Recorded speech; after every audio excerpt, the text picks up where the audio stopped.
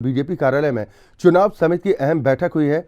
ऐलनाबाद विधानसभा seat पर होने वाले आगामी उपचुनाव को लेकर यह बैठक की गई है। चुनाव समिति की बैठक में मुख्यमंत्री मनोहर लाल ने भी हिस्सा लिया। दरअसल संगठन की ओर से अब तक की गई तैयारियों की समीक्षा कर उसको लेकर चर्चा की जा रही है। मुख्यमंत्री ने चुनाव को लेकर आगे की कार्य योजना पर विस्तार से चर्चा की है। ये बड़ी खबर इस वक्त आपको बता रहे हैं, यानी उपचुनाव को लेकर यह बैठक बेहद महत्वपूर्ण मानी जा रही है। इस बैठक में जीत को लेकर रणनीति अख्तियार की गई है। चंडीगढ़ में बीजेपी कार्यालय में चुनाव समिति की ये महत्वपूर्ण बैठक हुई है। ऐलनाबाद विधानसभा सीट पर होने वाले आगामी विधानसभा उपचुनाव को लेकर मंथन किया गया है। चुनाव समिति की बैठक में मुख्यमंत्री मनोहर लाल ने भी हिस्सा लिया है। दरअसल संगठन की ओर से अब तक की गई तैयारियों को लेकर समीक्षा की गई इस बैठक के दौरान, जिसमें मुख्यमंत्री मनोहर लाल भी शामिल हुए हैं। उपचुनाव को लेकर रणनीति अख्तियार की गई है। ये तस्वीरें आप अपनी टेलीविजन स्क्रीन पर देख पा रहे हैं। चंडीगढ़ में बीजेपी कार्यालय में चुनाव समिति की ये अहम बैठक हुई है। ऐलनाबाद विधानसभा सीट पर होने वाले उपचुनाव को लेकर यह बैठक काफी महत्वपूर्ण मानी जा रही है, जिसमें अब तक की तैयारियों को लेकर समीक्षा की गई। हरियाणा में मुख्यमंत्री मनोहर लाल ने किसानों से मुलाकात की है। मुख्यमंत्री आवास पर सीएम मनोहर लाल ने किसान मोर्चे से मुलाकात की है। बीजेपी किसान मोर्चा ने मुख्यमंत्री का पगड़ी पहनाकर इस दौरान धन्यवाद किया है। दरअसल आज से धान की खरीद शुरू करवाने को लेकर मुख्यमंत्री को धन्यवाद प्रेषित करने के लिए सीएम आवास पहुंचे थे ये किसान।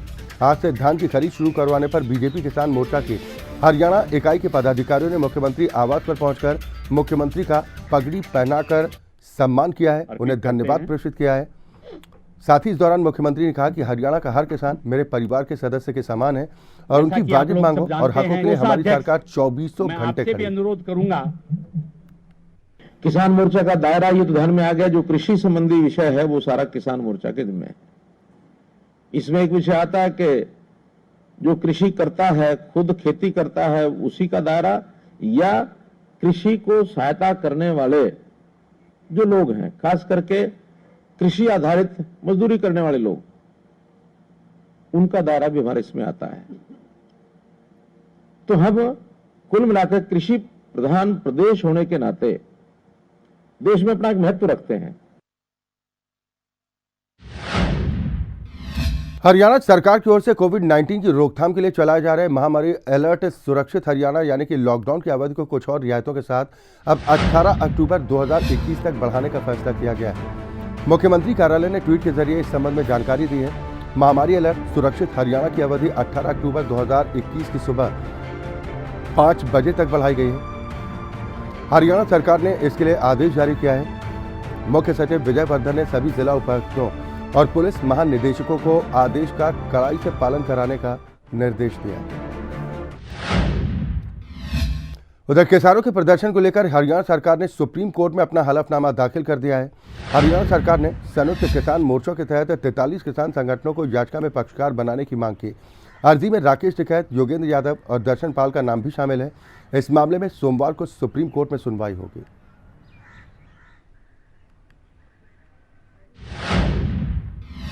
हरियाणा के फरीदाबाद में अधिकारियों की लापरवाही की वजह से धान की खरीद शुरू नहीं हो पाई। दरअसल आज से पूरे प्रदेश में धान की खरीदी प्रक्रिया शुरू कर दी गई। किसानों को मैसेज भी भेज दिए गए, जिसके बाद आज किसान ट्रैक्टर ट्रॉलियां लेकर किसान शेड्यूल के मुताबिक मंडी पहुंचे, लेकिन खरीदी की शुरुआत नहीं हुई। वह अनाज मंडी कमेटी सेक्रेटरी ऋषि कुमार ने बताया कि फिलहाल यहां पर कोई सरकारी अधिकारी नहीं पहुंचा है, जिसके कारण किसान अपनी खरी ट्रॉलियों में धान की फसल लदी लेकर खड़े हैं, क्योंकि खेतों में धान पककर तैयार है। किसान कटाई में भी जुटे हैं। अब जल्द ही धान की फसल की खरीद भी शुरू होनी थी, लेकिन यहाँ पर ये खरीद शुरू नहीं हो पाई। सिर्फ पूरे आश्वासन है सरकार के, एक दाना भी नहीं खरीदा जा रहा मंडी में। कितना समय हो गया है आपको? मैं सुबह से बैठा हूँ यहाँ 8 बजे से। तो आरती से मिले और आरती से मिला हूँ जी, कोई अधिकारी नहीं आया धान खरीदने के लिए। और मंडी में जो है ना, आवारा पशु भी परेशान करते हैं। धान की कोई खरीद नहीं हो रही प्रॉपर तरीके से। देखिए भैया, सुबह के आए हुए हैं, अभी तक तो किसी ने कोई बातचीत करी नहीं है। हमें अभी से ऐसा नहीं लग रहा कि कोई हमारी फसल के लिए आ रहा है। 2-4 घंटे हो गए हैं, देखो कब तक ऐसा होता है। बोला है, एंट्री भी करवा दी है उधर, लेकिन अभी कोई सुनवाई तो हुई नहीं है। नहीं, अभी कोई धान की फसल आनी चालू नहीं हुई है, क्योंकि सरकारी खरीद का भी कोई पता नहीं है। सरकार ने कल दबाव में घोषणा तो कर दी खरीद की दोपहर के बाद, लेकिन अभी ना तो एजेंसी तक कोई खबर पहुंची है, ना कोई एजेंसी का कर्मचारी यहाँ आया है। ना धान का ना बाजरे का भी कोई खरीद यहाँ पर चालू नहीं हुई है। जी, आज बिल्कुल खरीद चालू हो जानी थी, लेकिन हमारे पास बलौर मार्केट कमेटी के लिए किसी किसान का कोई मैसेज नहीं गया है, ना शेड्यूलिंग में किसी का नाम है हमारे पास। तो अभी तक तो कोई खरीद हमारी मंडी में आज की तारीख में सरकार की हुई नहीं है। देखिए, व्यवस्था हमारी तरफ से जो मार्केट कमेटी होती है वो सारी तैयार हैं। खरीद एजेंसी को हमने सूचित कर दिया, लेकिन अभी तक कोई खरीद अधिकारी भी मंडी में नहीं पहुंचा है। आज हो सकता है कि शायद आज इतवार था, कल से आ जाएँ, क्योंकि शेड्यूल भी कोई नहीं है हमारे पास। हो सकता नहीं सर, कोई खरीद नहीं हो रही सर, सिर्फ कोरेवा। उधर हरियाणा के अंबाला की अनाज मंडी में धान की खरीद शुरू हो गई है। धान की खरीद के लिए मंडी में खरीद एजेंसी हैफेड और DFSC ने पहुंचकर धान का मॉइस्चर जांचने के बाद खरीद की प्रक्रिया शुरू की। आपको बता दें कि फिलहाल अंबाला की अनाज मंडी में 17 मॉइस्चर पर सिर्फ उन किसानों की धान खरीदी जा रही है जिनके पास ऑनलाइन गेट पास है और किसानों का नाम शेड्यूल लिस्ट में शामिल।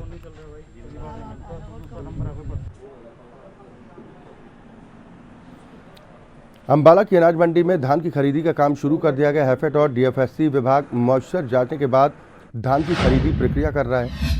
उधर कुरुक्षेत्र अनाज मंडी में धान की सरकारी खरीद के पहले दिन SDM सोनू राम ने पिहोवा अनाज मंडी का जायजा लिया, जहां पर आढ़ती और किसानों से बातचीत भी की। इस दौरान किसानों ने सरकार की ओर से मैसेज वाली बात पर आपत्ति जताते हुए कहा कि पहले ही अनाज मंडी अटी पड़ी है, सरकार को पहले इनकी खरीद करनी चाहिए थी, बाद में नए गेट पास काटने चाहिए थे।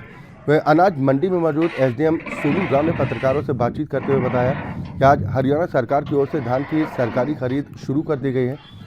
धान के मापदंडों के अनुसार धान की सरकारी खरीदी की जा रही है और जिन किसानों के गेट पास कटे हुए हैं उन सभी की धान खरीदी एजेंसी की ओर से की जा रही है।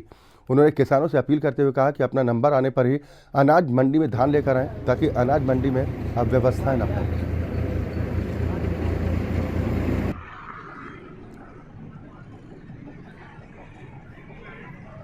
कुरुक्षेत्र अनाज मंडी में धान की खरीद को लेकर अनाज मंडी के मुख्य प्रवेश द्वार पर गेट पास कटने शुरू हो गए।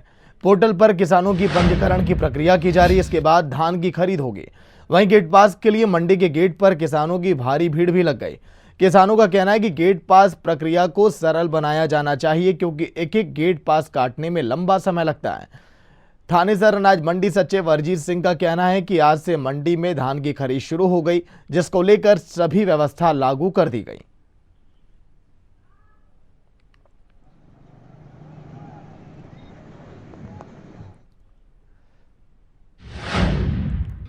कुरुक्षेत्र से खबर, जहां पर नेता प्रतिपक्ष और पूर्व मुख्यमंत्री भूपेंद्र सिंह हुड्डा ने कुरुक्षेत्र जिले की लाडवा, पिपली, कुरुक्षेत्र अनाज मंडियों का दौरा किया। इस अवसर पर उनके साथ पूर्व स्पीकर कुलदीप शर्मा, पूर्व मंत्री अशोक अरोड़ा, विधायक मेवा सिंह सहित अनेक कांग्रेसी नेता मौजूद रहे। मीडिया से बातचीत में उन्होंने कहा कि सरकार किसानों से तुरंत बातचीत शुरू करे। वहीं हुड्डा ने दावा किया है कि कांग्रेस ऐलानाबाद चुनाव जीतेगी। प्रत्याशी का फैसला 5 को होने वाली बैठक में लिया जा सकता है। मुख्यमंत्री नेता प्रतिपक्ष का हम अनाज मंडी पीपड़ी में स्वागत करते हैं। मेरे डंडा लिए खड़े हैं, हम की वजह से भी सारे किसान परेशान हैं। अभी क्या हो जाए, मिनट मिलेगा।